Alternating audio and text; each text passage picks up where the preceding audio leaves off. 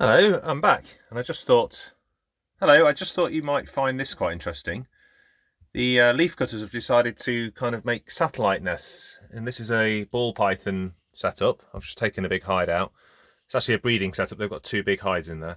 Yeah, but they've decided to take one over. They've built this sort of ramp to seal it in. And I've not actually lifted this up yet, but I don't want them in here. So I thought I saw them actually carrying fungus up here, so I'm interested to see what they. Oh yeah. Oh. Okay. So yeah. So they've built themselves a new fungus in the actual snake enclosure. That's only happened about in the last week and a half. Fairly decent amount of fungus in there. Yeah. Right, I need to think again about this. So as I say, that's the first time I've lifted it. I noticed they were building that, sort of hiding it.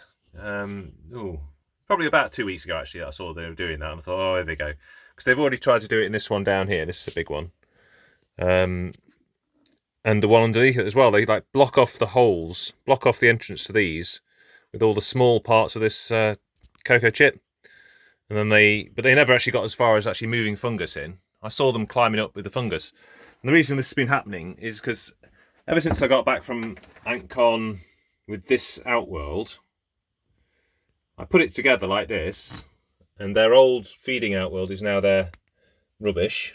And as you can see, it's just full to the brim. This light is not helping. Full to the brim of rubbish. So that, and it was quite easy. But what I'd forgotten to do, right at the back there, you see, I put the silver tape over that hole just there. I'll zoom in there.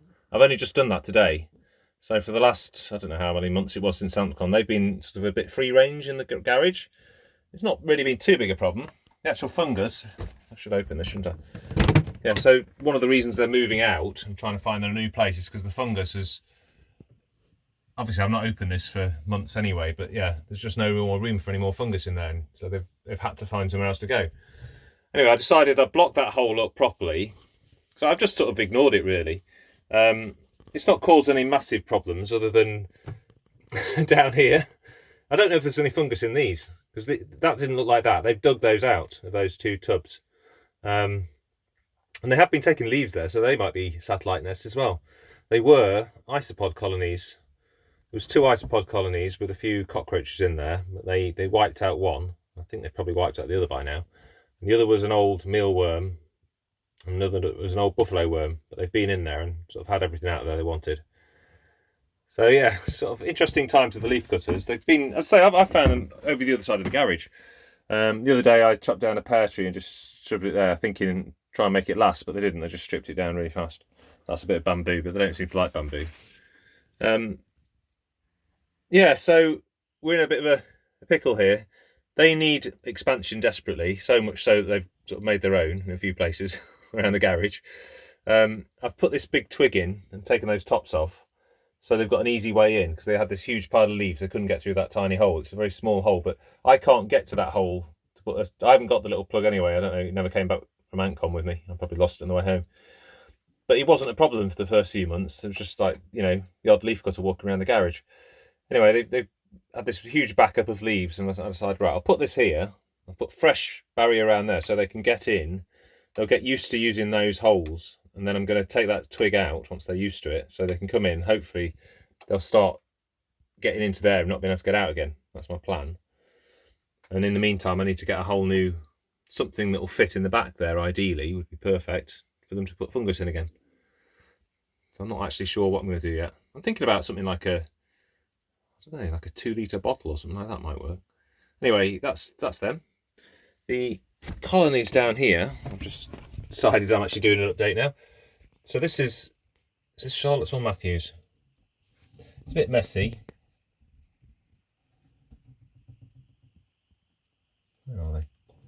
I know they're alive in there because I see them walking around. So they've died overnight. Where are they? I have to admit, I've not been doing a lot with these colonies. Oh, the queen's in there. Sat in the food bowl. So these are the 2 of the more expensive, what are they called? Fedskoys. And then the other Fedskoi is this one, which I don't think has made it. think I checked on. Oh no, hang on. She's in the middle one. Doesn't look too healthy. Let's take that cover off.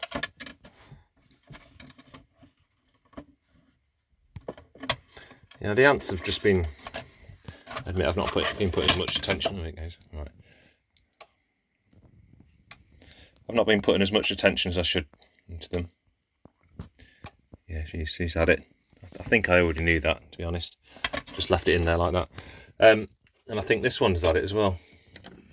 Yeah. So we've still got Matthew and Charlotte's. Let's see the Queen. So they're desperate for a clean out and an upgrade, I think. The tubes are pretty much dry. I haven't had a needle that'll fit in that tiny little hole on these antics ones. So you need I don't know what you need, like a hypodermic or something. It's like a what would it be, like a 1 mil hole, 1.5 mil hole? I just haven't got anything to go in it, so I just sort of splash it over the top and hope it gets in. So they're desperate to get moved into something bigger. The pseudo-irritants did quite well, then the Queen died, which is normal for them, it seems. Third time I've had it's the second or third time for pseudo-irritants, but I've had irritants a lot of times as well. And they just, yeah, definitely it's the last time. However, the real stars of the show, other than the Leafcutters, these have gone absolutely maniac at the moment. That's all ants, you can see there. They've taken all the cork out of that big nest. Give them that one there as well. They have blocked up the tops, but so I've got to try and give them more nest space, basically. They're a bit crazy at the moment. They want some food, look. I know when they're hungry because they'll climb in the sides. As you see, it's gone past the point where I can even clean them out, really. So I need to commit to a proper clean out. Look at them. These are the Camponotus rufoclaurus, which are my best colony, if I'm honest. I mean, the Leafcutters are fun. They're a fun alternative. But these are my favourite, my best. They're not actually too bad to clean out, actually. I've had lots of other Camponotus that are right pain, you know, really, really fast. Whereas these aren't too bad at all. But yeah, as you can see, they're a bit when they're like that, all over the top. They can't get out, but they want to. When they want to, like this, it's just because they're really hungry. I'm going to chuck a load of Mario worms in, I think I'll have to. Cause my roach colony, my dubia roach colony, took a bit of a nosedive. Yeah, they don't look. It doesn't look as impressive as it often does in those two nests at the moment. They're all clumped together, but they're absolutely wild. So, which is what I mean. That's what I always wanted right from the start. When I first got into ant keeping, I wanted a big colony of big Camponotus. And having had a few different Camponotus and reasonable sized colonies, I think, well, much bigger than this colony of Nicos at one point. These are much better than Nicos because they're much easier to keep, and they don't have that funny smell either. So yeah, and we're in the garage, but what are they called? But Mesobarbarus are doing brilliant still. I fed them loads of maggots the other day, fishing maggots. But yeah, they're doing well, and they come out. I can't seem to hold them in, but they only come out when they're really hungry, and they come out and go into the millipede tank and steal bits of fruit and stuff, and go back into their own. So they're not actually causing a problem. And whenever I see them out, I just have to chuck a load of food in, and they're all right again.